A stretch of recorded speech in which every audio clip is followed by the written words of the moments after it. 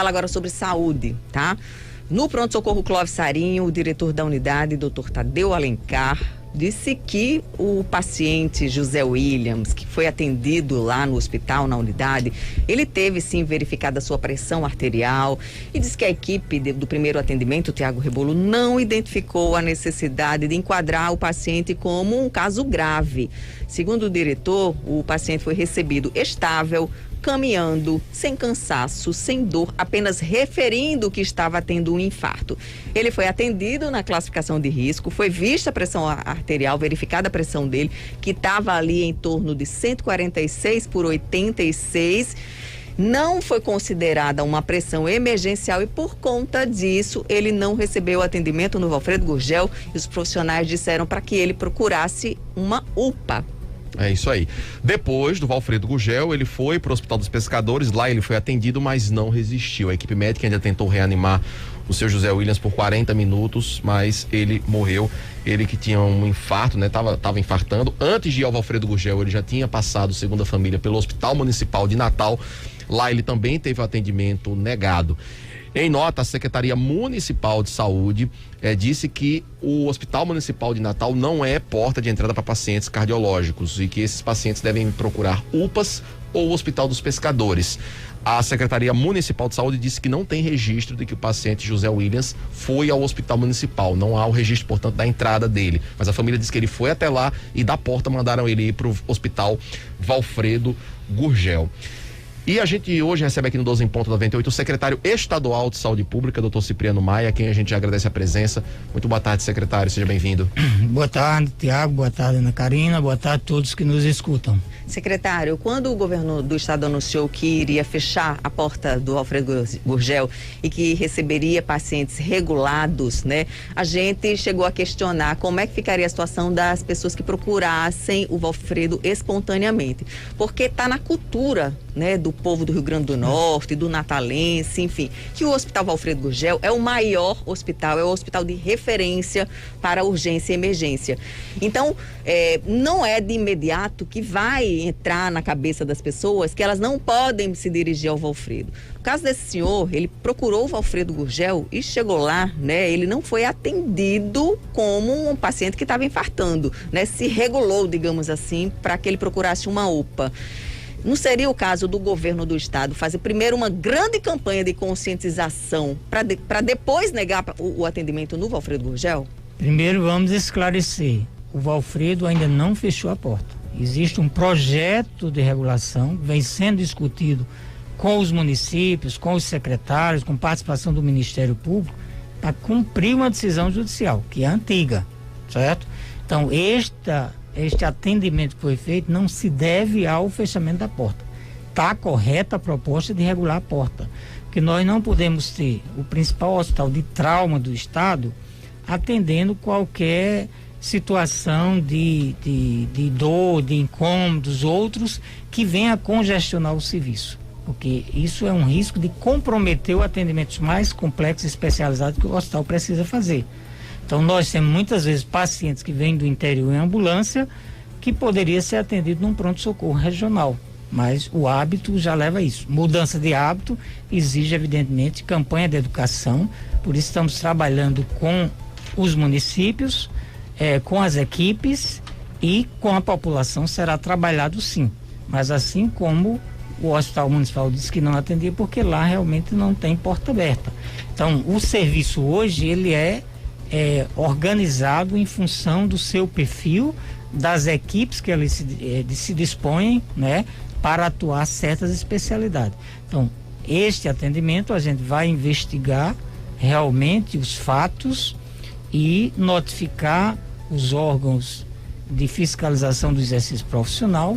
Vamos, a partir disso, também instaurar o que for necessário para investigar a responsabilidade. Mas, mais do que isso, nós deveremos ter isso como um aspecto educativo, para que não ocorra uma percepção fria do atendimento, né? Só do ponto de vista técnico. Nós temos que escutar as pessoas, ter sensibilidade para sentir a subjetividade das pessoas. O que o senhor quer dizer, então, é que não existe ainda a porta regulada, não é uma orientação da Secretaria Estadual de Saúde fazer já essa regulação, é para atender pacientes graves E no caso, o que parece mais na visão do senhor é que houve uma falha ali no procedimento, na triagem desse paciente. Não se deu a devida atenção que o caso merecia, até porque era um paciente que já tinha infartado anteriormente, né, conhecia dos seus sintomas e chegou a relatar isso para a equipe que o atendeu. Exatamente. Eu não posso aqui estar me posicionando sobre o que aconteceu, porque a investigação está em curso. Nós temos que respeitar os profissionais do Valfredo, são profissionais qualificados, muito sérios.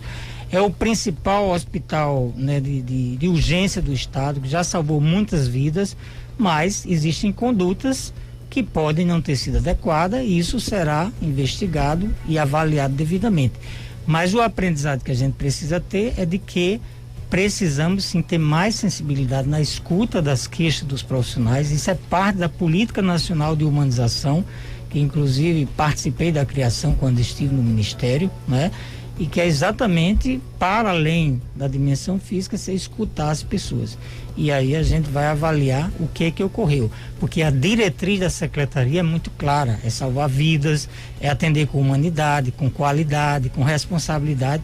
Isso são princípios da gestão, são princípios do SUS que eu acho que a maioria dos profissionais praticam, mas a gente precisa avaliar a situação. E aí chamo também outra atenção, é condenável que uma situação de tragédia familiar que ocorreu esteja sendo utilizado de forma político-partidária para tentar atingir pessoas, atingir o governo, né? Isso é deplorável, né? Vamos fazer a disputa política em outro patamar e não fazendo esse tipo de coisa, condenando pessoas que nem participaram do ato em si, sem conhecimento, para tentar tirar proveito político. Isso é bastante condenável. Que a saúde, nós entendemos, desde que fizemos a reforma sanitária, eu participei da construção, era ter a saúde como um valor universal que está para além de todos os partidos políticos. A Inglaterra, que é um país ultraliberal, tem um sistema de saúde que é referência no mundo, porque naquele momento do pós-guerra se entendeu que a saúde tinha que ser garantida a todos os cidadãos como direito. E Perfeito. É isso que a gente trabalhou no Brasil. Rapidamente, Ana, é sobre o caso do Valfredo ainda, só registrar. Não, sobre esse ponto político, né? Exploração política que o secretário disse. Eu concordo com o senhor plenamente, secretário. Nenhuma morte, seja o do José William, ou seja de qualquer pessoa, deve ser explorada politicamente. Nenhuma morte. É uma vida que se perde, é uma família que está sofrendo. Nenhuma morte pode nem deve ser explorada politicamente. Isso é de uma irresponsabilidade tremenda. Agora, a falha na gestão da saúde pública, isso sempre foi e sempre vai ser, né, criticado e explorado e cobrado politicamente. Porque, afinal de contas, o gestor, ele quando assume essa responsabilidade, ele tem que dar conta, né, do seu papel. Ele se candidatou para o cargo sabendo das dificuldades, né? Um secretário, quando assume a pasta, ele sabe as dificuldades da pasta que ele vai assumir. Então, quando se cobra que se tome providências para evitar que outras mortes ocorram no Valfredo por falta de atendimento, não necessariamente se está explorando politicamente, né, o caso. Só registrar que nesse caso especificamente do Valfredo, primeiro o paciente também teve atendimento negado, inclusive antes do Valfredo, no Hospital Municipal de Natal, que é administrado pela Prefeitura. A 98 FM convidou para essa conversa aqui também o secretário municipal de saúde, Dr. Jorge Antunes, mas o secretário não veio, a assessoria não respondeu aos nossos contatos. A assessoria mandou uma nota dizendo isso, reconhecendo que o Hospital Municipal de Natal não é porta aberta, não atende pacientes, portanto, que chegam lá, caso urgente. A secretaria diz que esses casos devem ser enviados para UPAs e para o Hospital dos Pescadores em casos de urgência cardiológica. O Hospital Municipal de Natal só tem urgência para atender casos ortopédicos, segundo a nota da Secretaria Municipal de Saúde. O senhor teve recente... O doutor Cipriano quer responder. Doutor Cipriano. Não, eu acho que é pertinente a crítica à gestão, agora ela precisa ser fundamentada. Porque os problemas da gestão do SUS, eles não são inerentes a um ente unicamente. A gestão do SUS, ela é tripartite, ela tem responsabilização compartilhada e nós hoje no estado enfrentamos uma crise que muitas vezes as pessoas não querem ver, que é a crise do subfinanciamento do SUS. Só para dar um exemplo, nós temos superlotação no Valfredo de cirurgias ortopédicas porque o contrato que o município tem com os prestadores privados, ele às vezes tem descontinuidade por atraso de pagamento, seja de parcelas do município, seja do estado. E aqui eu não estou me isentando. Mas só para vocês terem uma ideia de como a responsabilidade é jogada para os municípios e para o estado. Um procedimento cirúrgico que custa, por exemplo, R$1.000, O Estado e o município têm que suplementar 1.440. Você imagine toda a produção ortopédica do Estado, quanto representa para o Estado e para o município suplementar uma tabela SUS que não é corrigida há muitos anos, não é coisa só mais recente. 1.440 ou 440? Mais 1.440. Total 2.440. 44%. Sim, entendi. E os municípios e estados, quer dizer, além da tabela, tem outro problema. O recurso SUS é depositado em função de um teto. Então, eu só tenho 1 milhão para cirurgia cardíaca no estado. Se o custo do faturamento for 2 milhões, estado e município que se vire. Então, isso está trazendo uma situação insustentável para manter o SUS, com orçamentos municipais e estaduais congelados, com crise fiscal, com a inflação médica sem precedentes, e é cobrado do município e dos estados. E a União, que fica distante, né, não aparece. Onde está a causa básica da nossa maior crise. Hoje nós vivemos uma crise de pagamentos. Tanto o estado como o município tem atraso. Inclusive porque na Covid, em 2020, nós recebemos sim recursos federais. 258 milhões, precisamente, apresentei isso para os deputados, que deu para cobrir a despesa Covid, implantar leite, expansão. Este ano nós só recebemos a implantação dos leitos habilitados, que foi 120 e poucos milhões. 133 foi o orçamento estadual. E a conta está chegando agora. Então não temos como suportar um orçamento já deficitário, mais o orçamento Covid e arcar com essa complementação de tabela, com sobreteto. Só a Liga Norte Rio Grandense contra o Câncer apresentou na comissão intergestores na última reunião. Apresentou uma sobreprodução que até setembro chegava em torno de quase mais de 7 milhões, que está para além do teto. E eles estão dizendo, vou ter que fechar as portas. E o município não tem como pagar. Isso ocorre na ortopedia, na cardiologia. Então, é uma crise sem precedentes, ou a gente tem uma dimensão, e eu tenho chamado isso desde o início da gestão, de se unir todos os partidos, todos os parlamentares, para reivindicar o aumento de teto e de recursos para o Estado, ou a gente vai ficar reclamando constantemente de uma situação que não tem solução local, porque o Estado e o município não geram dinheiro. Diante de uma situação de restrição orçamentária como essa que o senhor retrata aqui pra gente, é o caso, portanto, de se fazer escolhas, de se fazer opções, de se priorizar um campo da gestão, quando não tem dinheiro suficiente para cobrir tudo. O que está sendo priorizado dentro da Secretaria Estadual de Saúde com o orçamento que se tem? Porque o que a gente observa, olhando aqui de fora, é que, de um modo generalizado, as ações de saúde no estado estão enfrentando problemas em praticamente todas as áreas.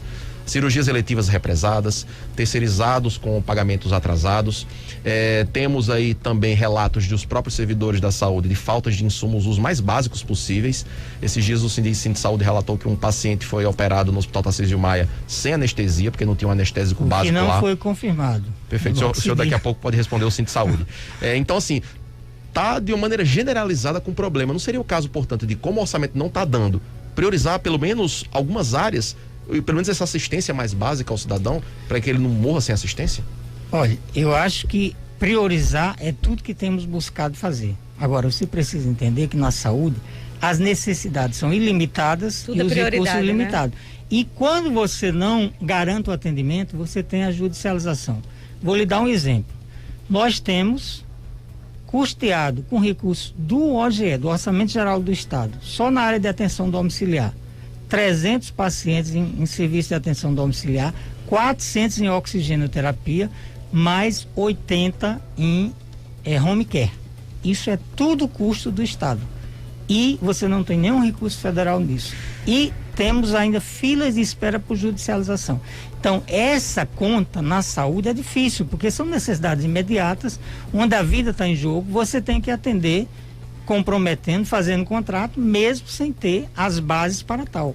O orçamento da saúde, quando a gente discutiu no início do ano, eu disse para o planejamento, nós temos um déficit de no mínimo 500 milhões, fora os gastos Covid, que foi outro rombo que ficou. Então a gente está enfrentando, na verdade, uma crise de pagamentos, onde a União, que deveria ser o maior financiador e que já foi em outros tempos, cada dia diminui, estados e municípios arcando com a conta. Porque o município também coloca a mesma questão para honrar os compromissos, que é o que está ocorrendo nos serviços privados que prestam serviço ao SUS, cirurgia cardíaca, neurocirurgia, transplantes, onde também complementamos essas tabelas E muitos estão paralisando os serviços porque o Estado e o município não têm conseguido honrar com os pagamentos em dia. O senhor falou aí, né, de 80 pacientes em home care, em 300 pacientes em UTIs, né, mantidas em casa. Sabe, a atenção domiciliar. Atenção domiciliar, né? O senhor citou todos esses números aí que são pessoas que são mantidas pelo Estado. Mas a gente ontem, e vem recebendo isso há alguns dias, denúncias de uma empresa de home care contratada pelo governo do Estado em junho do ano passado. E ela disse que o governo do Estado, desde a contratação, atrasa no mínimo 4 a 5 meses para fazer os repasses. E que a empresa, que tem 250 profissionais, pais de família, não está conseguindo pagar os salários, né, porque são 4 ou 5 meses de atraso. Aí quando chega no 5º mês, a secretaria paga 1 mês. Aí fica os 4 atrasados. E diz que sempre foi assim, desde junho do ano passado. E aí eles dizem que quando recebem essa folha, esse repasse único, eles priorizam o oxigênio, os insumos, o medicamento para manter o paciente vivo, para não parar de atender, mas não consegue pagar os salários dos servidores. Quando é que a secretaria vai ter condição de regularizar essa situação? Nós estamos trabalhando desde o ano passado, buscando ter um escalonamento e sem privilegiar o B, para que a gente mantenha pagamentos dentro do prazo de 90 dias contratualizado. Isso não é regra, mas é a situação orçamentária e fiscal do Estado, que a gente não tem como esconder. E os municípios também enfrentam situação semelhante. Então a gente tem buscado regularizar, mas com uma receita e uma disponibilidade financeira insuficiente para bancar com todas essas despesas. É o que a gente está enfrentando no Sul e no Estado. Daí porque, inclusive ontem, na reunião com a bancada, o que é que nós colocamos? Aporte de recursos federais via emenda para ampliar o custeio. Nós pleiteamos 50 milhões de custeio para garantir cirurgias eletivas, para garantir custeio MAC, que é esse que supre essas necessidades, o que ainda é muito pouco diante de um déficit de 500 milhões. Secretário, eu queria perguntar para o senhor sobre transparência. Normalmente, quando a gente traz relatos aqui de empresas terceirizadas que relatam estar com pagamentos atrasados, em alguns casos, na maioria deles, inclusive, a CESAP oficialmente diz que temos a disponibilidade financeira, mas a empresa não apresenta a documentação para receber aquele repasse, não está com as certidões em dia, não paga os funcionários. E as empresas dizem, como é que a gente vai ter isso em dia se a gente primeiro não recebe para poder pagar com as nossas obrigações e em seguida a gente poder ter os novos recebimentos. E aí eles reclamam disso, dessa falta de transparência da CESAP. Eu pergunto ao senhor, não seria muito melhor se a CESAP fosse mais clara e dizer, olha, não estamos pagando esse mês, esse fornecedor específico, aquele outro, porque não existe o recurso, do que afirmar que não está pagando porque a empresa não está em dia com as suas obrigações? Nós temos sido extremamente transparentes, é tanto que eu estou falando isso aqui agora. Pouca gente de governo vai dizer que tem situações. Eu estou sendo muito transparente porque a gente não tem o que esconder, né? E tenho clareza de que o déficit orçamentário do Estado tem a ver muito em parte com o pouco aporte de recursos federais. Para você ter uma ideia, a gente está isso no CIOPS, não é dado da minha cabeça. Dos gastos com o SUS no Estado, nas despesas que são na esfera estadual, 26% é transferência federal, 74% e algum percentual é com recursos do Estado, inclusive a folha salarial, né, que tem um custo anual em torno de 900 milhões, no orçamento que é 1 bilhão 700 milhões, mais ou menos. Foi suplementado, vai chegar perto de 2 bilhões. Então, este é o retrato, né? No Estado que vocês sabem como ele foi recebido, né? 4 folhas salariais em atraso, né? Déficit com fornecedor, dívida com fornecedores. Só na saúde a gente recebeu mais de 100 milhões de dívidas acumuladas. Dívidas com esse chamado TCTF, que é o quê? Que é o que complementa as tabelas salariais aqui em Mossoró. Sabe quanto é que é essa fatura por mês? 8 milhões, para você complementar tabelas. O que dá por ano quase 100 milhões. Essa é a realidade. Secretário, o senhor citou aí como o Estado foi recebido, as dificuldades, as folhas em atraso.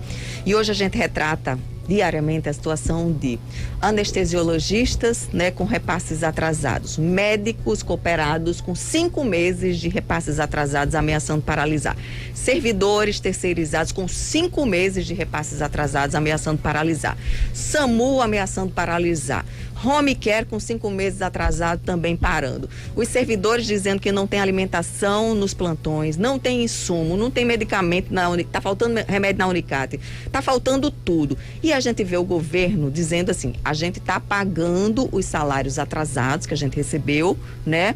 E a gente tá com a folha em dia, a folha dos servidores. Mas a que custo, né? A imagem que passa é que parece que está tirando da saúde para pagar a folha. Não, eu acho que aí é uma interpretação. Quando a prioridade deveria ser saúde, sim, não? A prioridade desse governo tem sido saúde, é onde tem se mais aportado. Primeiro, essas faltas que você relata são pontuais. Ela existe em qualquer sistema, em qualquer estado do Brasil você tem situação. Mas está sendo bem semelhante, frequente, viu, secretário? São frequentes em função exatamente desse déficit do financiamento federal.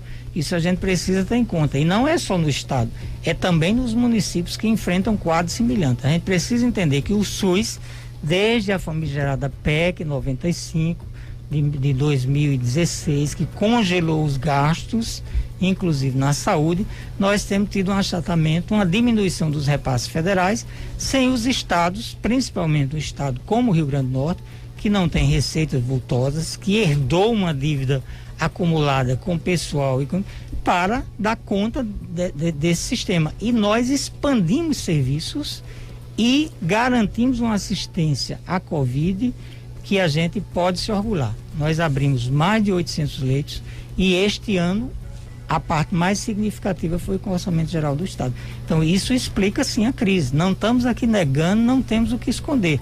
E estamos buscando formas de adequá-las. Inclusive fui ontem para a reunião com a bancada mostrar essa necessidade de aporte de recursos. Porque nós precisamos realmente de mais recursos federais para garantir seja assistência na rede própria, seja contratada. Porque boa parte desses problemas, inclusive, você relata, é na rede contratada. Cooperativa recebe plus, os hospitais recebem plus em função dessa tabela achatada de valores que não correspondem ao custo da produção dos serviços de saúde. Cristiano Medeiros tem uma pergunta para o senhor, mas antes eu só queria fazer mais uma ainda sobre essa questão do orçamento. O senhor está cobrando aqui mais repasses de verbas federais para a saúde do Rio Grande do Norte. Mas eu pergunto, qual tem sido o esforço que o governo do estado tem feito para ampliar a sua participação dentro do orçamento da saúde? Eu queria que o senhor relatasse, inclusive, quanto que o governo do estado vem investindo de suas receitas próprias, se isso vem aumentando ao longo do tempo, para que também haja, aí recursos para a área da saúde. Qual tem sido o esforço que o estado tem feito, propriamente falando, para aumentar a sua participação? Tem sido muito significativo. Primeiro, nós recebemos em 2019, o estado não tinha cumprido a emenda constitucional que exige o gasto de 12% no último ano do governo anterior. Isso, inclusive, teve que ser diluído nos 4 anos, né? Que a gente está se comprometendo a devolver. Não devolvemos ainda porque não teve recurso e a gente não ia tirar da assistência, mas tinha o compromisso de devolvê-lo, né? E temos ampliado. Gastamos mais de 12% em 2019. 2020 com a pandemia isso foi amplificado. Teve um certo colchão de entrada de recurso federal em 19, que foram várias leis que foram aprovadas naquele ano que aportaram recursos para a pandemia, como eu falei aqui, entre custeio e investimento foi mais de 300 milhões. Certo? Aumentou para quanto de 12%? Nós gastamos em 2019, eu não sei exatamente, precisamente, mas entre 12% e 13%, né? 2020 também, ficamos no percentual volume de dinheiro, quanto que é do orçamento do estado que vai para a saúde? O volume do orçamento do estado que vai para a saúde, o orçamento da saúde votado na Assembleia o ano passado foi quase 1,7 bilhões, né? Mas já fizemos várias suplementações. Este ano deve fechar. E a despesa total da saúde anual? Mais de 2 bilhões, então, é para a saúde. Em torno de 2 bilhões. Certo. Né? Só de folha são cerca de 900 milhões. Mas isso é a receita total da saúde, já incluindo as transferências que vem do governo federal? Incluindo as transferências. Qual é a proporção entre o que o governo federal envia e o que é de receita própria do estado? É isso que eu estou dizendo. 26% dados do CIOPS 2020. Então, 26% foram transferências federais. E 12% estadual. Não, 26 e 74 do orçamento 26, próprio. 74% de orçamento próprio. Só de folha 900 e o restante que sobra disso aí são gastos da receita própria do estado, né? Além da folha de pessoal, você tem complementação também de gastos terceirizados, você tem contratação de mão de obra terceirizada que tem um custo de 7 a 8 milhões mês, Só esse plus que eu falei aí, que se paga a rede privada, que não é administrando nossos serviços, tem um custo mensal de 8 milhões de reais. Mas todo esse custo estava previsto no orçamento? 8 milhões, 7 milhões? O orçamento, ele tem um déficit. Eu falei no início. Nós votamos um orçamento já deficitário. Mas eu falo que teve suplementação já. Mas insuficiente para cobrir os déficits. Nós tivemos suplementações, seja por entrada de recursos federais, seja por adição de receitas, né? Então nós vamos chegar próximo a 2 bilhões, inclusive gastos Covid. Tudo isso é que dificulta você fechar uma conta que é incessante, porque tem um fenômeno da judicialização, que sequestra recursos, independente de estar orçamentado ou não. Você tem sequestro para cirurgia, para internação de UTI. Só para lhe dizer também, UTI, o governo federal financia o SUS nacional, através do orçamento nacional, custo de leite varia entre 400 e 800 reais. Se financia um leite de UTI com esse valor, é 3 mil reais, 3.200. Quem complementa? Estados e municípios. Então, aí é onde está o grande gargalo para que a gente consiga manter um orçamento equilibrado. Então, nós temos já recebendo dívidas acumuladas, inclusive as folhas da saúde, que impactam no orçamento, e uma inflação médica que é permanente. Vocês não imaginam, e um orçamento que é congelado. Então, este é o drama. É muito fácil se falar, o gestor da saúde é incompetente. Vem para esse lugar aqui conhecer a realidade para que ele possa mostrar sua competência, porque na verdade falar sem conhecer, que é o que a gente mais tem, é fácil. Agora, vivenciar a realidade e os problemas que a gente tem na gestão do SUS, aí é outra história. Com toda certeza, a gente reconhece as dificuldades dos gestores, né? Mas a questão não é nunca foi fácil para nenhum gestor, né, estar sentado nessa cadeira e administrar. O que muitas vezes a gente critica é porque justamente quando se é oposição, se critica, se aponta o dedo, né? Se ataca o gestor atual, o gestor do momento. Mas quando se candidata, se senta na cadeira e que você vê que realmente não foi por falta de vontade, não foi por falta de competência, mas sim pelas dificuldades, aí a pessoa diz assim, não, mas assim, na minha situação, no meu caso é diferente. Então, por isso que assim, tem que ter muito cuidado quando se é oposição, para fazer uma oposição responsável, porque quando se é situação, tá vendo como é que é a dificuldade. Tem uma pergunta, Cristiano. Secretário, a gente entende, claro, toda a peculiaridade, principalmente de financiamento do SUS, né, que apesar das pessoas idolatrarem, a gente sabe que é um negócio complexo, não é tão simples e não funciona tão bem assim. Mas no fim das contas o cidadão está preocupado, voltando ao caso específico do cidadão lá que não teve o atendimento negado, com medo daquilo acontecer de novo, acontecer com ele. Então a gente fica preocupado de quem é realmente a responsabilidade dele não ter sido atendido. É do Estado ou é do fato de dinheiro do governo federal, entendeu?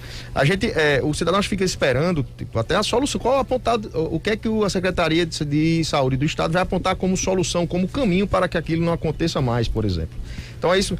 Quem é o responsável por não ter sido negado o atendimento? É o governo federal ou o governo estadual? Quem é que gera o hospital? Não, mas o secretário disse, já respondeu. A gente vai apurar investigar e apurar a culpa profissional, porque às vezes mas a gestão é do governo estadual. O problema é do governo. Isso. Uma conduta profissional em si, ela não pode ser atribuída ao governo. Você tem que investigar se essa conduta foi do profissional negá-lo, ou da equipe, e temos responsabilidade compartilhada. Município, Estado e União no SUS têm responsabilidade compartilhadas. Ele é um sistema integrado. A gente não pode separar. Lógico que tem responsabilidades que são atribuições do município, do Estado e da União, e outras são compartilhadas, né? Então, esse arranjo no Brasil, ele foi bem concebido, mas a execução é extremamente problemática, porque você não tem um regime de cooperação federativa tão fácil como em outros países. Secretário, você tem um regime conflitivo, onde muitas vezes a disputa. E eu já fui gestor federal, municipal e agora estou sendo gestor estadual. Perfeito. Deixa eu só perguntar uma coisa rapidinho. A gente tem uns serviços que são operados pela rede privada, né, secretário? E eles são eficientes, são eficazes, eles custam menos ou mais. Vale a pena a gente, como solução, abrir mais o leque do serviço operado pela rede privada? Olha, nós temos no SUS contrato com a rede privada. Ele atua de forma complementar segundo a legislação do SUS. E você tem que comprar com a melhor economicidade. Geralmente os custos na rede privada têm um custo maior do que uma gestão pública com boa eficiência. Temos muito a melhorar na eficiência da gestão pública e estamos trabalhando nesse sentido. Agora, muitos dos custos da rede privada são inflados, né, quando ofertados ao SUS. E você tem uma auditoria tabela que cheia sempre, né? Nem sempre você consegue conter essa, digamos assim, essa inflação. Mas também não é porque o Estado é mal embutido. pagador e por isso os fornecedores botam lá em cima o preço, porque sabe que vão demorar 3, 4 meses para receber. Existe essa lógica, infelizmente. Quer dizer, nós não deveríamos ter essa prática, né? Até porque agora sim, talvez isso apareça mais. Quando você tinha uma inflação que estava bem estável, esse custo não era tão intenso e você as variações não eram tão perceptíveis 30, como agora, 60 dias e 90. Ana Karina. Secretário, a gente viu aí os hospitais privados também estão reclamando, né, de falta de repasses, meses de atraso, inclusive alguns já paralisaram os serviços, os atendimentos, os métodos. O senhor esteve sentado na bancada do 12 em Ponto no dia 23 de setembro e na nossa bancada o senhor prometeu que iria começar um verdadeiro mutirão para reduzir aquela fila de espera das cirurgias eletivas.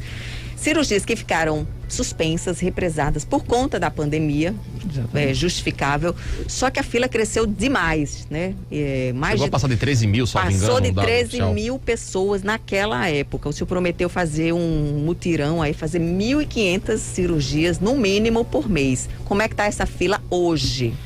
Muito boa pergunta. Primeiro, nós já recebemos fila com quase 20 mil pessoas, né? A pandemia... Começamos um processo de realização de cirurgias, tivemos suspensão, retomada, suspensão. Retomamos agora, após setembro, a partir de setembro, as cirurgias eletivas dentro do programa Mais Cirurgia, Mais Saúde. Já realizamos nesse primeiro cômputo mais de 1.500 cirurgias, que é a meta mensal, entre setembro e outubro. Você tem uma ideia, o Hospital Estadual de Santo Antônio do Salto da Onça, né, que é um hospital, né, pequeno, médio porte, nós realizamos nesse período mais de 300 cirurgias, né? Então, esse programa ele ainda vai ser incrementado. Por quê? Porque nós priorizamos recursos, inclusive de alocação federal, que o Estado recebeu no seu teto, para incrementar isso. Por que nós estamos priorizando isso? Porque, na verdade, a cirurgia não realizada, ela vai redundar em sucessivas internações, em risco do paciente, que às vezes tem uma hérnia que pode estrangular, tem um cálculo de vesícula que pode levar a uma crise aguda, inclusive com complicações maiores.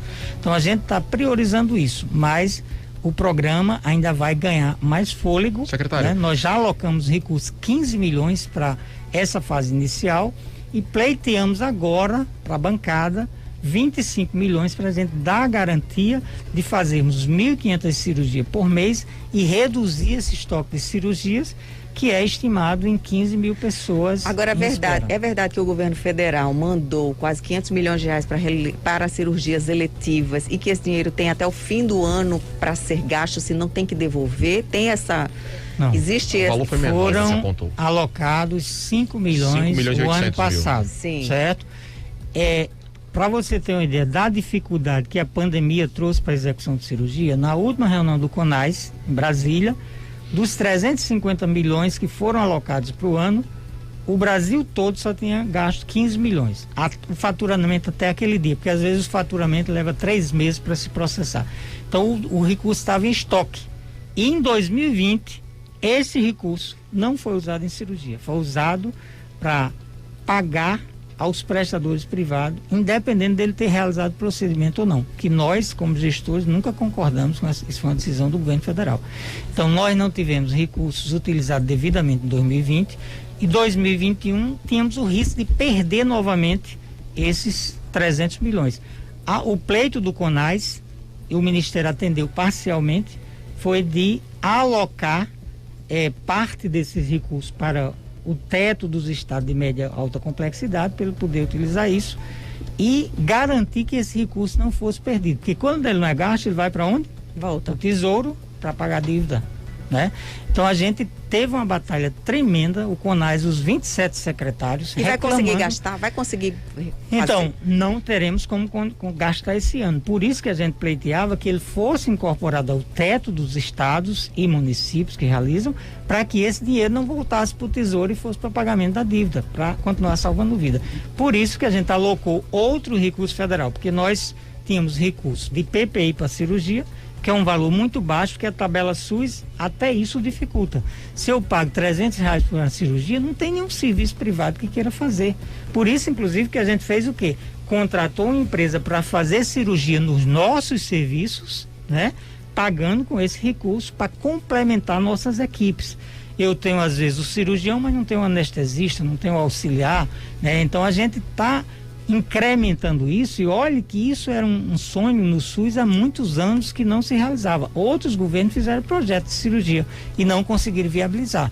A gente está começando a viabilizar e já está começando fruto. O exemplo de Santo Antônio é paradigmático. Secretário, muitos anos que você não tinha cirurgia, em setembro e outubro eles fizeram mais de 300 cirurgias. A gente já está caminhando aqui para o final da nossa entrevista, mas ainda falando sobre cirurgias eletivas, o senhor falou em contratação de empresas para fazer esse tipo de serviço. Ontem aqui no 12 em Ponto a gente recebeu o presidente do Sindicato dos Médicos, Dr. Geraldo Ferreira, e ele fez uma espécie de denúncia aqui. Ele falou que o governo do estado tem feito contratações de algumas das empresas para realizar essas cirurgias, empresas que não têm know-how no setor, na área de realização de cirurgias. Ele até citou o caso de uma empresa que teria sido contratada pela CESAP numa licitação recente, essa semana ou semana passada, e essa empresa não teria nos seus quadros nenhum anestesista, embora a empresa fosse contratada para fornecer mão de obra de anestesistas. E aí ele falou que essas empresas têm feito o seguinte procedimento: são contratadas pelo governo, dizem que vão entregar essa mão de obra e depois saem ofertando aqui no estado esse serviço com valor mais barato, tentando querendo pagar os anestesiologistas 60% do que eles deveriam ganhar. Numa tabela mais barata do que normalmente seria praticada se eles já estivessem os profissionais em seus quadros. A secretaria está ciente desse problema? Olha, esse é um problema que o sindicato e outras entidades têm denunciado, apontado. Qual o problema? A lei de licitações, ela é explícita. Você não pode exigir no momento da licitação a qualificação técnica. Você só pode exigir na hora da contratação. E na hora da contratação, quando vamos fazer a contratação, as empresas têm apresentado as equipes, né? E a gente contrata com base nessa equipe que é apresentada.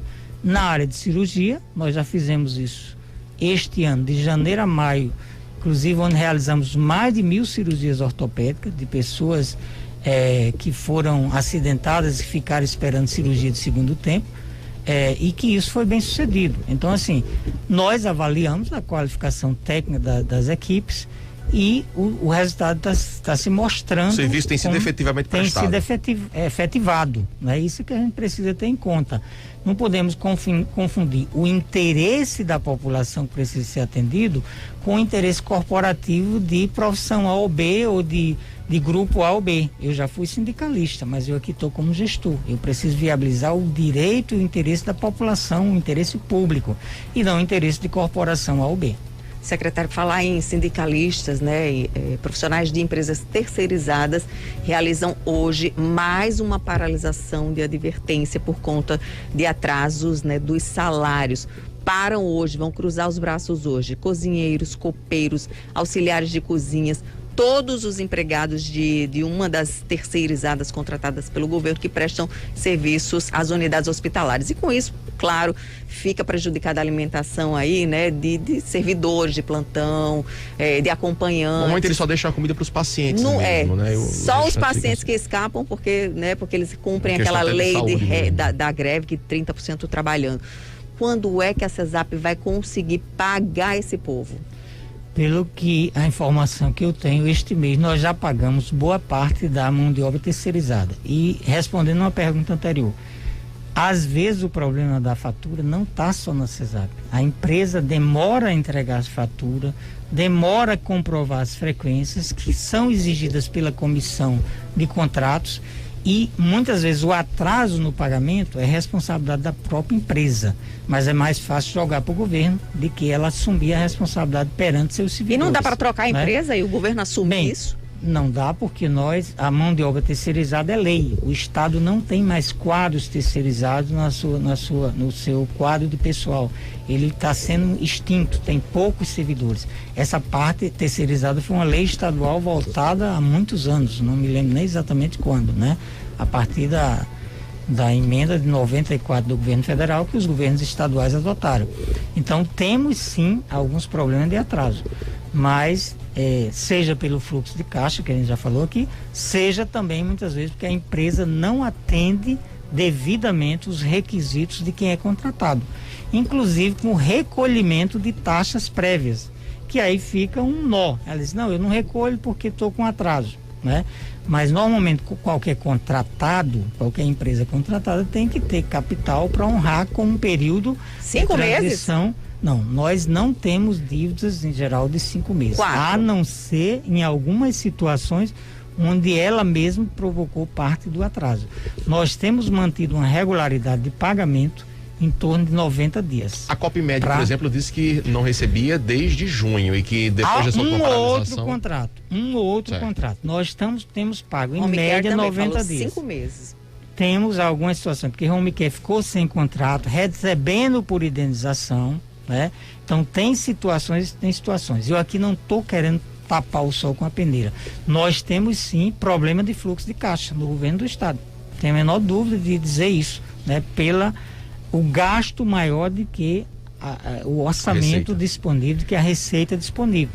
Temos buscado administrar isso de forma responsável e racional, sem procurar privilegiar A ou B, mas alguns atrasos se devem, às vezes, ao processamento da fatura. Uma fatura que chega com problema, a auditoria vai demandar diligências para serem atendidas. Isso atrasa o pagamento. Então, por isso que tem empresa que recebe religiosamente em dia, dentro dos 90 dias, porque ela não dá causa. No momento que ela dá causa, não entregou certidão. O Estado não tem como pagar sem certidão. Então, tem problema do outro lado. Eu não estou aqui tirando a nossa dificuldade financeira, de jeito nenhum. Não escondo a realidade. Mas, algumas vezes, se dá também em função da negligência da empresa, do prestador em atender todos os requisitos. A Unimed, a Copmed tem recebido com regularidade, mas às vezes teve uma fatura que foi glosada, que voltou, que eles demoram a atender a diligência e isso vai atrasando. Isso cria realmente transtorno, porque às vezes aqueles profissionais daquela escala que fica 5 meses sem receber, um dos outros estão recebendo com 90. Isso cria uma disparidade e uma Eu imagino insatisfação. O desespero de um pai de família que fica 5 meses sem receber salário, né?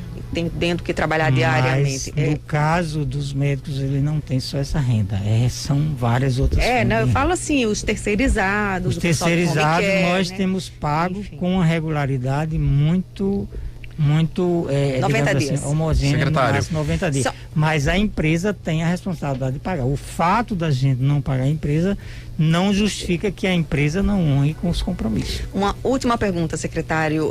Recentemente saiu informação também que a Secretaria Estadual de Saúde está com um atraso no repasse para a Secretaria Municipal de Saúde de Natal, em torno de 70 milhões de reais, que seriam serviços prestados em UPAs e SAMU. Essa dívida existe? O que está acontecendo? Veja bem, eu fui secretário municipal. Existe pactos dentro do SUS, onde o Estado deve complementar o financiamento de UPA, SAMU, atenção básica e assistência farmacêutica, né? Que é o pacto tripartito, onde a União, teoricamente, deveria entrar com 50%, que não entra, porque esse valor está congelado há anos, o município 25% e o Estado 25%. Nós já herdamos essa dívida. Para ser mais transparente, eu fui que acionei o Estado quando fui secretário municipal por uma dívida que já se acumulava de muitos anos sem ser paga. E eu não nego aqui que existe essa dívida, mas o Estado tinha uma opção. Se vai pagar essa dívida, ele vai comprometer o funcionamento dos seus próprios serviços, dos hospitais, que a gente está tendo dificuldade de manter. Então, eu disse claramente para o prefeito, por secretário, que a gente não tinha condições de honrar uma dívida de 10 anos acumulada em Mas os repasses rubricas. Regulares têm sido feitos? Os repasses regulares que a gente está mantendo agora de assistência farmacêutica, o único que a gente está conseguindo manter, né? para ser bem transparente. Os outros não temos condições. Reconhecemos a dívida, mas se a gente for repassar para o Estado e município, a gente não vai arcar com as despesas próprias, inclusive com o TCTF, que a gente a duras penas está tentando saldar uma dívida que vem de governos anteriores, com Natal e Mossoró. Natal e Mossoró, não, com os prestadores que prestam contratados por Natal e Mossoró, que soma, no caso de Mossoró, em torno de 40 milhões. No caso de Natal, 30 milhões. Então, são dívidas que não estão sendo suportadas pelo Orçamento Geral do Estado para você equacionar. E isso, evidentemente, que traz transtorno, não podemos deixar de reconhecer. Não bate um desespero no senhor, não, enquanto secretário, saber que tem tanta conta para pagar e não tem dinheiro. Dá vontade de dizer a governadora assim, governadora, muito obrigado. E tem tanta gente morrendo, né, por conta disso. Vou ficar na UFRN, não dá vontade de dizer isso não, às vezes, a governadora. É angustiante. Eu já estou aposentado da universidade. Para mim, pessoalmente, seria muito mais confortável estar em casa, cuidando do meu único neto.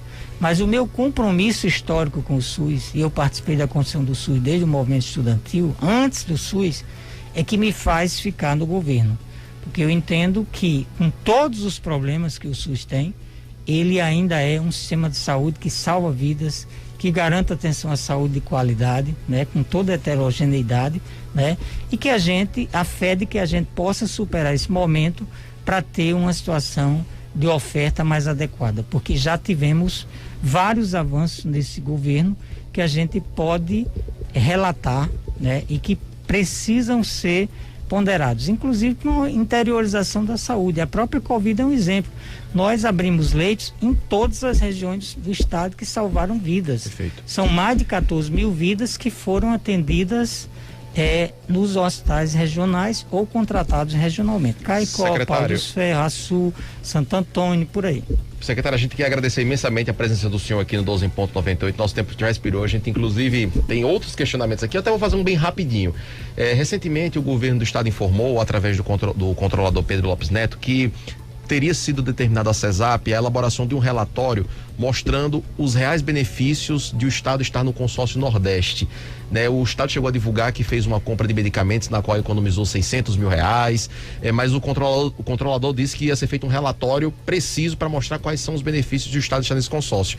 Esse relatório está sendo feito, já está pronto? Qual é a previsão de a sociedade tomar conhecimento dessas informações? Os gastos feitos na saúde foram esses que ele apresentou. Nós fizemos compra de medicamentos em ata. Foi apenas uma única compra?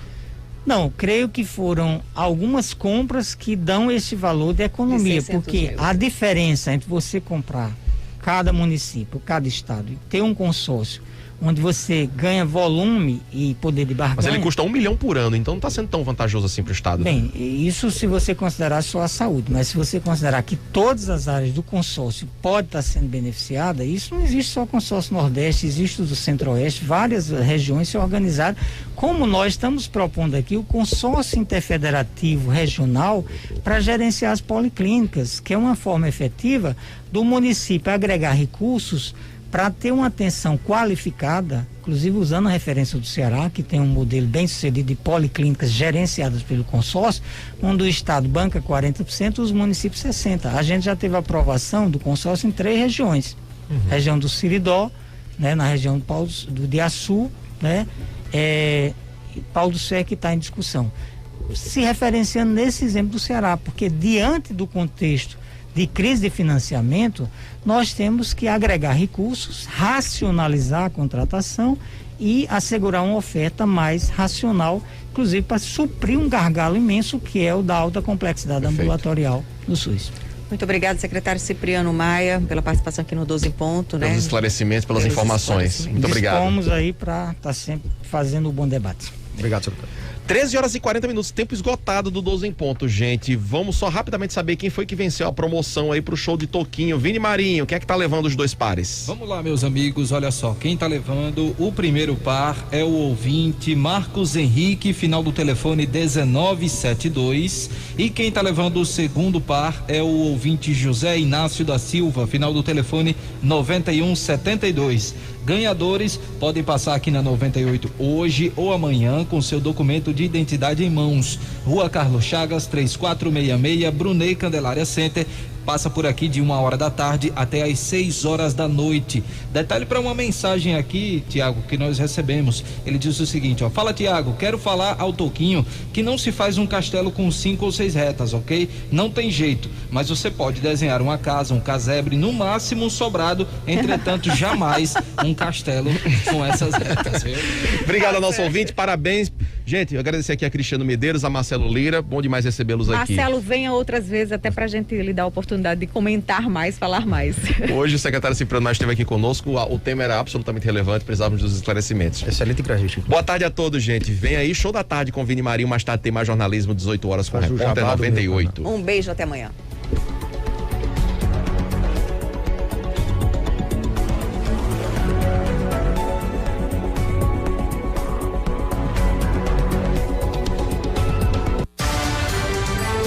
Você acabou de ouvir 12 em ponto 98. Oferecimento. Não tem plano? Tem Multimedical, Presidente Bandeira, Alecrim e Avenida Nilo Peçanha, Petrópolis. Ligue 2030-8004 ou pelo nosso WhatsApp 981917077. A MG Energia Solar. Economize até 95% da sua conta de energia. Ligue ou fale 994285739. Aniversário Super Show. Vem pra nossa festa. Jeep é na VNZ, a líder em vendas e atendimento em Natal e Mossoró.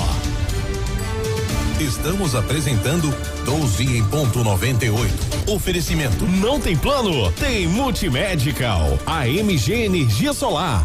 Aniversário Super Show. Vem pra nossa festa. Jeep é na VNZ, a líder em vendas e atendimento em Natal e Mossoró.